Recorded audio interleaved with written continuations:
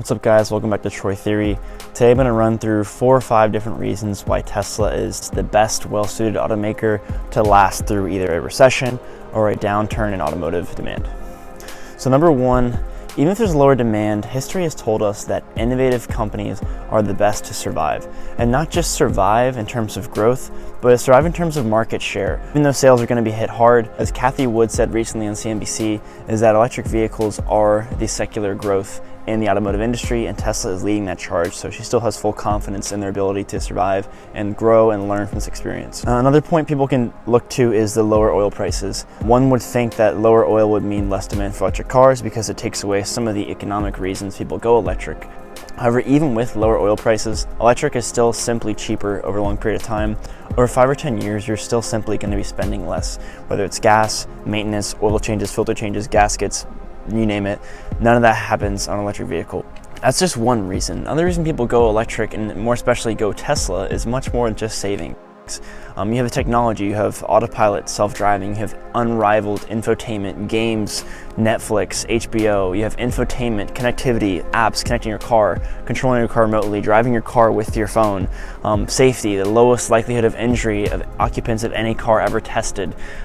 Really, it's just unmatched. So you have the styling, you have performance, 0 to 60, best in class for pretty much all of their vehicles by far, and utility. So there really is so many other reasons people go electric, especially Tesla. Last reason, their financials. So Tesla is actually the best cash to debt ratio of any automaker by far. So here we have a cash to debt ratio for Toyota, General Motors, Volkswagen, Daimler, Ford, BMW, and Tesla. So we can see here on the left starting that Toyota has $55 billion in cash with $183 billion in debt with a ratio of 3.3, GM 23 and 103 in debt, Volkswagen $44 billion in cash but $222 billion in debt. They took a big hit from the emissions scandal. That's a lot. And we also have Daimler here with $28 billion in cash and 169 in debt. With a ratio of 6, and Ford we have 37 in cash, 155 in debt, ratio of 4.2. Recently Ford, their market cap has dropped to I believe just under $20 billion, and they announced that they're going to need a $15 billion credit line, and that's almost the size of their market cap, so they're almost essentially borrowing another entity the size of themselves. Pretty crazy, and including their stock is actually at a price to earnings ratio in the 400s, which is sky high. I mean, Amazon stock trades a pretty lofty valuation of like 60 times, whereas Ford is in the 400s. I don't get it. So the stock right now is like $8 a share or $6 a share. I mean, if it was at a normal price to earnings ratio, it should be much lower, but anyway, BMW here. So basically you're seeing a Tesla at the very end with $8.2 billion in cash and $13.4 billion of debt, a ratio of 1.6. That is the healthiest one here. Not to mention that the future is electric, and Tesla's obviously leading the charge here. The rest of these guys have yet to get in seriously. Daimler even mentioned that their production of electric vehicles has been hindered because one of their battery suppliers got bought by Tesla. So I mean, Tesla is just vertically integrating the whole thing so they can not have to rely on anyone else, or these other automakers are simply outsourcing.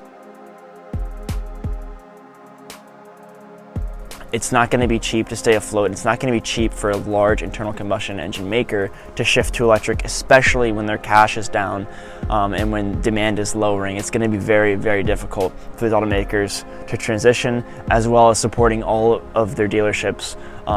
It's going to be tough, and also their unfunded pension liabilities. So a lot of big news on Tesla's front right now. So currently Tesla's Gigafactory in Shanghai is back up to pre-blank outbreak levels production, and actually exceeding that. So it's full speed ahead over there. In addition to that, they're actually adding on to the factory. So they're not just kind of revamping, they are growing, they are aggressively growing, not slowing down.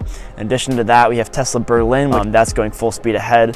And then we have the Model Y being delivered as of last week. We're seeing the videos come out. It looks great, it looks better than it did on the unveil, in my opinion.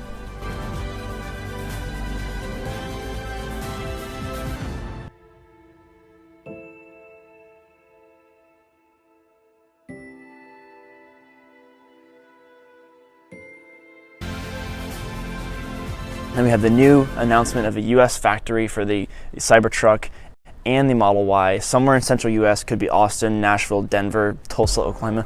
No one knows, but hopefully we'll learn that soon.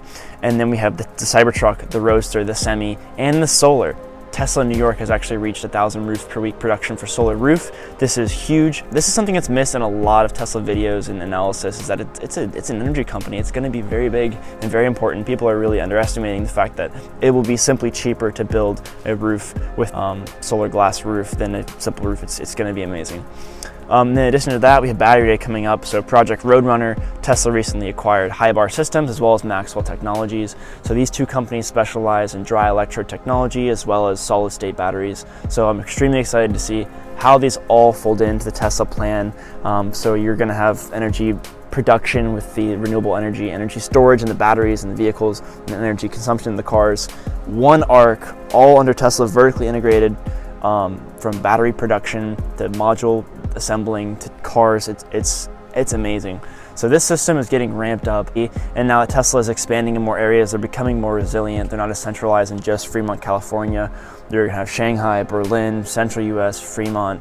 It's pretty amazing. So stay tuned, guys. I'll post more on this. What an interesting company, especially with the recent collaboration between Medtronic and Elon Musk and the SpaceX and Tesla engineers to make ventilators. I mean, what a flexible company that really can apply itself to general problem solving. Super cool, super excited to be an investor. I grabbed a couple shares last week. Checking in, guys. I will see you next time. Take care.